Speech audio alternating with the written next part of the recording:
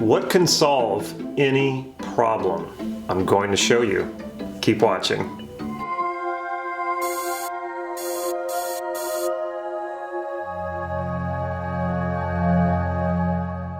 This is Life Mastery Gym. I'm Damon Card, and I teach people just like you cutting-edge processes and techniques to live a more fulfilling life and to take charge of your destiny. So if that sounds good, please click subscribe to this YouTube channel and click that bell so you'll be notified when I upload new videos.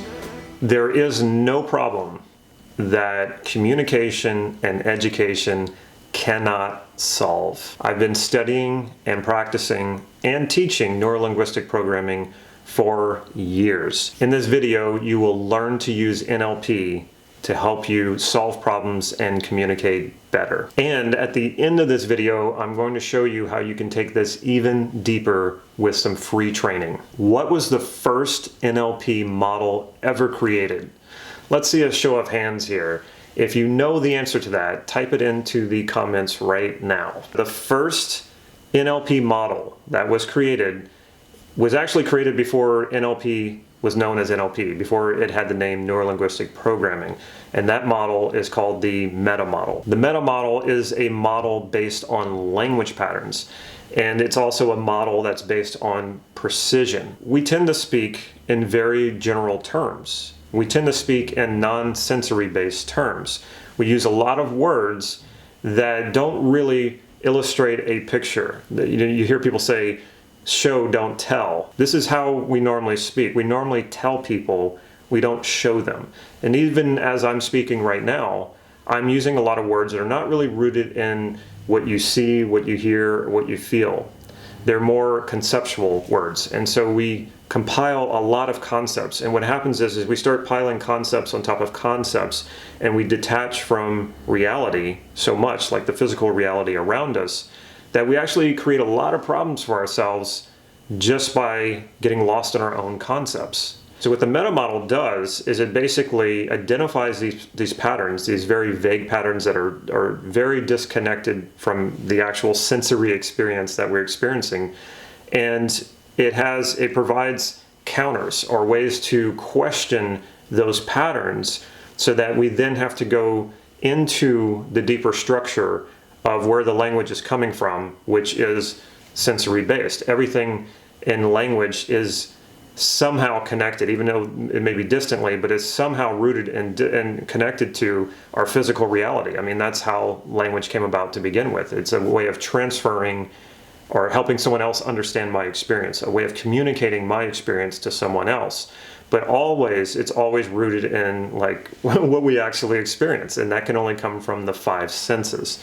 So basically the Metamodel identifies these problematic patterns, and when you hear them in your own language or you hear them when someone else is speaking, you can then question. First it's about identifying the pattern, and then once you've identified the pattern, then you know how to question that pattern, which will make the person, in order to be able to answer your questions, will have to go into the deeper structure, reconnect with sensory-based experience, the real stuff that's going on around us, and then come up with answers. And when that happens, this is often where the solutions are. The solutions are rarely in our concepts that we create. Our solutions are in the physical reality around us. So when we reconnect with that, then we know how to solve problems. So the thing to remember when it comes to the Metamodel is that the solutions are always right here with you. A lot of what's clouding your judgment, or a lot of what's blocking you from access to that solution, is a limited way of thinking, or it is a way that you have limited yourself through your concepts, through your beliefs.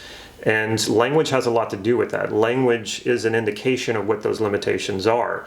So when you learn the Metamodel, you can actually apply this to yourself and start to realize where those limitations are in your map of reality, and then how to question those limitations so that the solutions come out, the resources become available to you. You regain access to those solutions that are all around you. After the Metamodel was created, John Grinder and Richard Bandler, the founders of NLP, were then introduced to a man by the name of Milton Erickson. Now, Milton Erickson now is known as the father of modern hypnosis. He was an extraordinary hypnotist. And what Bandler and Grinder found is this guy broke all of the rules. He broke all of the rules, especially of the Metamodel. And basically what he did, instead of using precision, he used vagueness to lead his clients to figuring out their own solutions, more of a holistic approach. And Milton Erickson would sort of presuppose that the resources, yes, the resources and the solutions were there, and you didn't need to necessarily become consciously aware of them. That if you could just give the unconscious some guidance, then you would sort it out on your own, and it never needed to become conscious at all.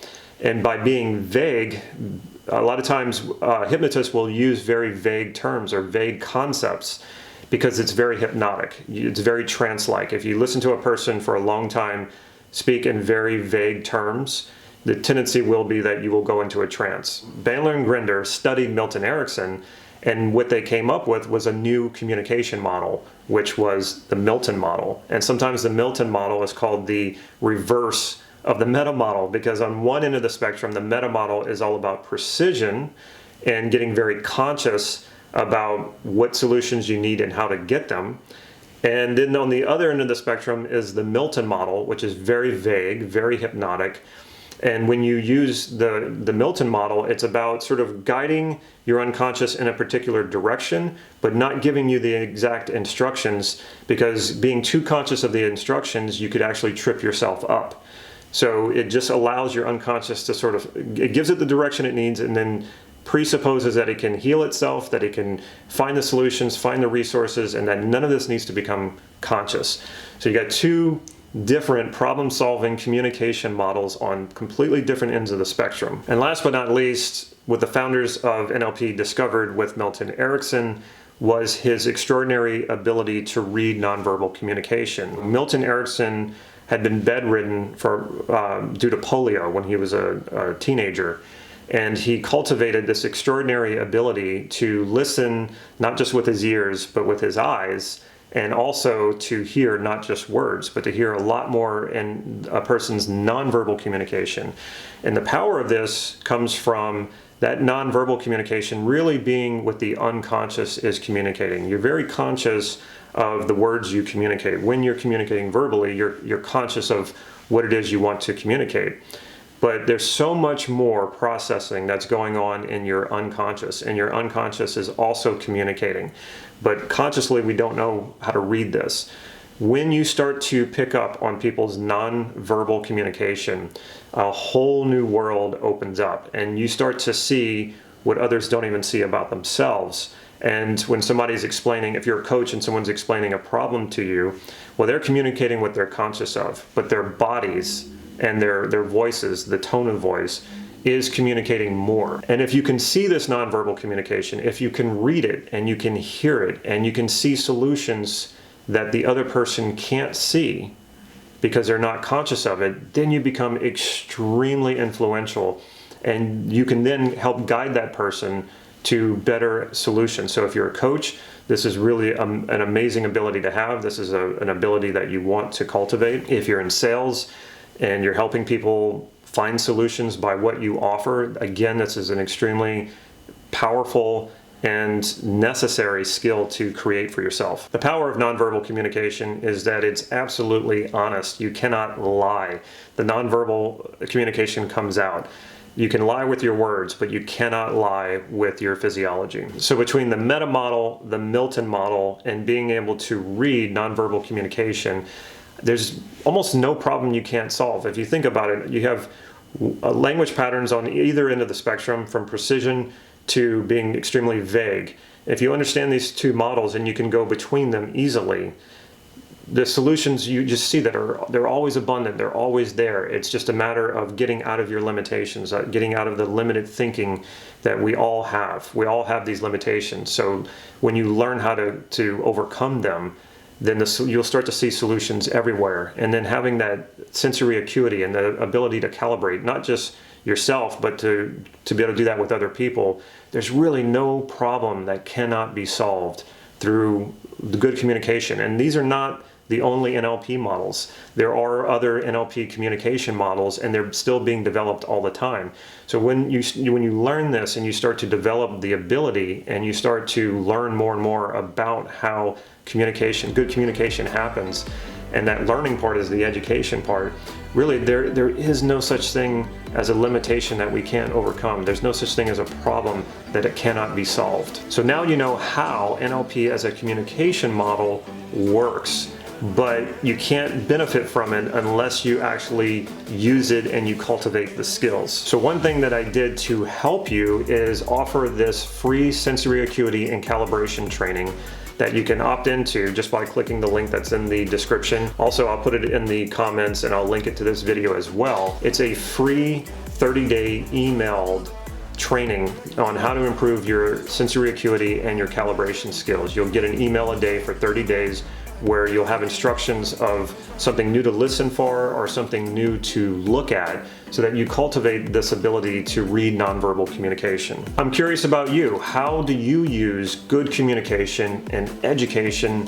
to solve problems? Let me know in the comments below. And remember to take advantage of this free sensory acuity and calibration training by clicking the link below. If you found this video helpful, be sure to subscribe by clicking the subscribe button and hitting that bell so you'll be notified when I upload new videos. And if you like this video, please click the like button right here. That lets me know to create more videos like this one. And last but not least, if you think this video would be helpful for someone you know, if you have a friend who you think would really enjoy this content, make sure you share it with them.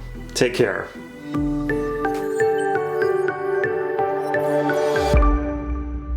So now you know how NLP as a communication